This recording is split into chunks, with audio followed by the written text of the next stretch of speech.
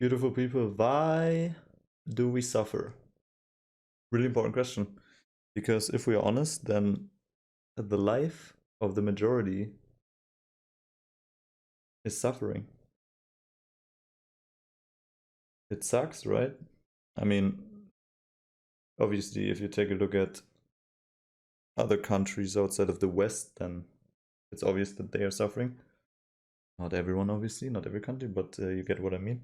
If you have a war in your country or you're literally dependent on food to survival and that is your number one priority, then life obviously means suffering. But even in our Western culture, the majority of people suffers. And that has a specific reason because we are not told how to be healthy physically and mentally, of course. Mentally is way more important because, yeah, physically, you know, you have to work out, move your body and shit, eat healthy. Everyone knows that. Everyone kind of knows how to do that. But the reason why we don't do that is because of our mental health. And our mental health is the root of our suffering. Because what we do is we suppress parts of ourselves. So we hold ourselves back. We suffer because we resist. Because suffering ultimately is resisting what is. If we accept what is, we don't suffer. We create suffering. We create the emotion, the experience. If we resist and don't accept what actually is. So if we just live like this cat, if we just chill out, accept everything, we are present, we will not suffer apart from physical pain and the usual grief and negative emotion if something negative happens. But if we suffer, then we prolong the negative emotions that are there no matter what, because everyone will have pain in their life, physically and mentally. We will lose certain people that are important to us. Death is a normal part of life, so negative emotions are as well. But suffering is resisting those emotions. And so in the end, what you resist, what we resist, that persists. And so we create the suffering for ourselves. That's the easy answer. But what is actually the deep answer to that question? The deep answer to that question is what I just said, is that we hold certain parts of ourselves back, that we suppress, deny, and disown parts of ourselves. We hold back what is inside of us, what is naturally there, and what just wants to get expressed. So we resist deep part of ourselves. What are those parts? Those parts are emotion, first of all. Emotions. The two main emotions are grief and anger. And we grow up in a society where grief is kind of normal in a way. Grief is more accepted than anger, but both are not really that accepted. And if you grew up in a household where you aren't supposed to cry, where crying means something weak, then you are most likely to suppress a big part of your grief and to not cry. The same goes with anger. Anger is also not really accepted in our society. If you're angry on the streets, then everyone will look at you a certain way and be mad at you, or just don't accept your behavior. So we also suppress our anger. And the two other main reasons that are even more important than emotions are our instincts.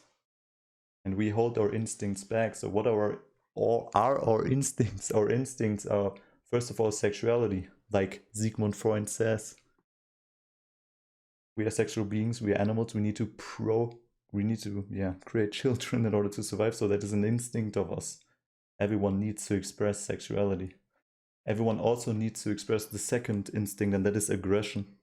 Not toxic aggression, but the healthy aggression. Aggression means to do something, to have the ability to ensure your own survival. That is what aggression really means. And we all learn to a degree in our childhood that if we do something for our own entertainment or because we want to do some certain things, then that's bad. We learn that we have to prioritize other people and prioritize the opinion of other people. That is to a degree normal because we are dependent on the opinion of other peoples for survival. But we also learn to suppress our aggression. And that suppression of aggression and that suppression of sexuality and of grief and of anger is the reason why we are suffering, because we are holding those parts back And those parts need to be expressed, obviously, in a healthy way. That is what society and our parents are there for, to show us how we suppress, or not how we suppress, they show us in reality how to suppress, but they should show us how to express sexuality in a healthy way, aggression in a healthy way, anger and grief in a healthy way. But our society is kind of fucked, kind of stupid when it comes to that, and stupid, we just don't know it. And so our parents don't show us that. And we learn that those parts, that normal parts of us, like sexuality and aggression, are not good, and we suppress them. And we resist that. And those are forces that need to be expressed in order for us to be free and happy. And if we suppress something that needs to be expressed, then we create resistance. And we already learned that resistance means suffering. So we actually resist a big part of ourselves in everyday life. The biggest part of that is unconscious, obviously, but if we make that conscious, then we can actually work on that. And that is how real mental health or real health is generated, by expressing ourselves, expressing our instincts and emotions. Yes, that's it in the end.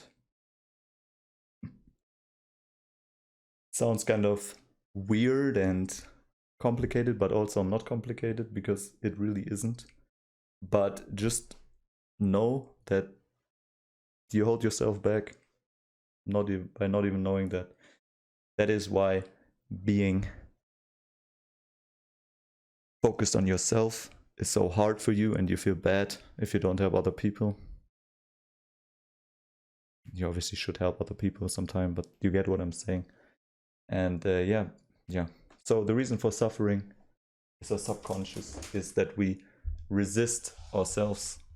Suffering is resistance. We resist certain parts of ourselves, and that's the problem. So doing the inner work, making stuff that is unconscious conscious, will actually solve that problem, and you won't suffer anymore. And another major key is that you can still do something even though you feel bad about it, even though you don't feel motivated to do something. I wasn't motivated for like 1 or 2 weeks to make this video, and I didn't do it because I listened to my emotion. That's not wrong, obviously, but it also won't get you any further in life. So you need to seek discomfort, step out of your comfort zone in order to grow. So you can't do that by just simply doing what you know to be right, what you think is right, what you feel is right. Or you can also work on that with a professional. Do the inner work, do shadow work. If you are serious about that, then please hit me up. I come to work on that. How random. What a weird fact. I work on that with people. So yeah, if you're interested, then hit me up. If not, all good. If you like this information, you know how YouTube works. Help me help the algorithm, not the algorithm, help me in the algorithm. And yeah, get more conscious and authentic, and life will be easier. Yo. Create a beautiful day. Peace out.